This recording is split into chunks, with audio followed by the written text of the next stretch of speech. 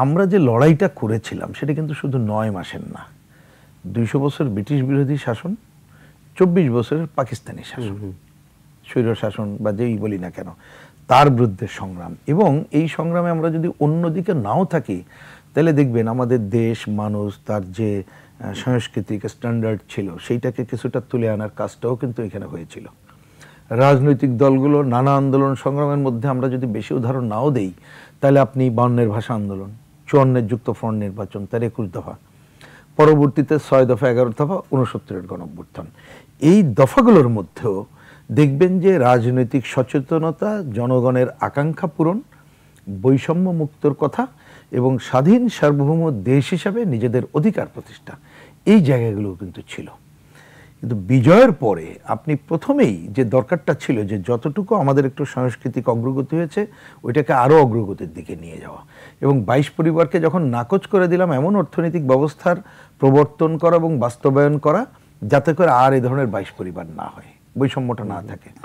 আর ওই ধরনের রাজনৈতিক দল ব্যবস্থাটাই জরুরি ছিল। কিন্তু আজকে যদি 53 বছর পরে এসে দেখি যারাই রাষ্ট্র ক্ষমতায় ছিল অ্যাকচুয়ালি তো সেই জায়গাটাতে আমরা ফেল করেছি, হয়নি তো সেটা। যদিও দেশের অগ্রগতি অবশ্যই হয়েছে, এবং সেইটা আমাদের দেশের অগ্রগতি, মানুষ তো কখনো থেমে থাকে না। সেই গ্রামের কৃষক, ক্ষেত মজুর, শ্রমজীবী মানুষ, এবং এই যে কোটির উপরে মানুষ যারা বিদেশে অবস্থান করছে, আমাদের নারী শ্রমিকরা, তারা যেভাবে গার্মেন্টস সহ বিভিন্ন জায়গায় কাজ করছে, খেয়ে না খেয়ে, আধা পেটা খেয়ে, সেইটা হয়তো পুরো অগ্রগতির ধারা আমাকে টিকে রেখেছে।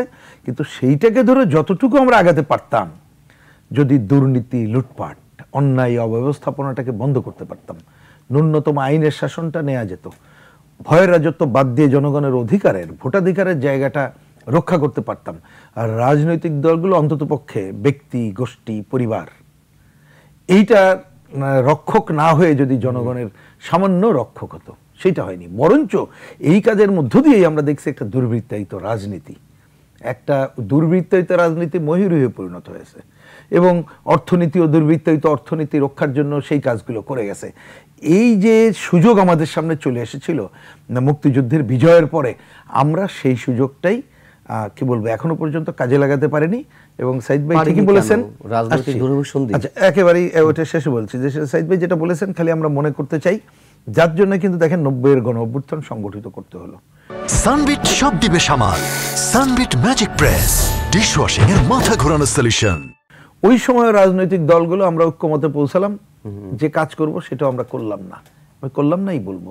তারপরে এবারের যে অভ্যুত্থানটা হলো রক্তক্ষয়ী সংগ্রামের মধ্য দিয়ে, এক যে একটা গণতন্ত্র, মিনিমাম মানুষের যে অধিকারটা ধ্বংস করে দিল তার বিরুদ্ধে, সেইটাও দেখেন আকাঙ্ক্ষা কি আসলো। এইবার আকাঙ্ক্ষাও কিন্তু এটা আসলো, গণতন্ত্রের আকাঙ্ক্ষা, যাতে করে এই ধরনের স্বৈরাচারী ব্যবস্থা আর না হতে পারে, সেইটার মূল উৎপাটন করতে পারি কিনা।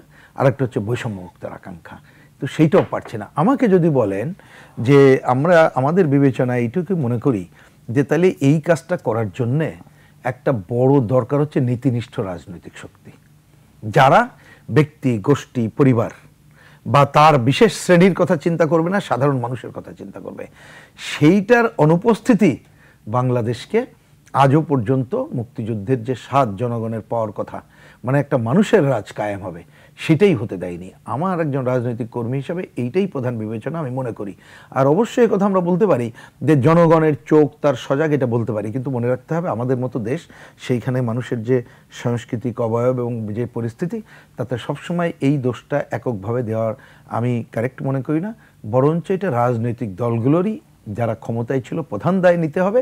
আর নীতিনিষ্ঠ রাজনৈতিক শক্তি এরকম গড়ে না ওঠাটাই এই সংকট এখনো পর্যন্তই বহাল আছে বলেই আমার মনে হয়।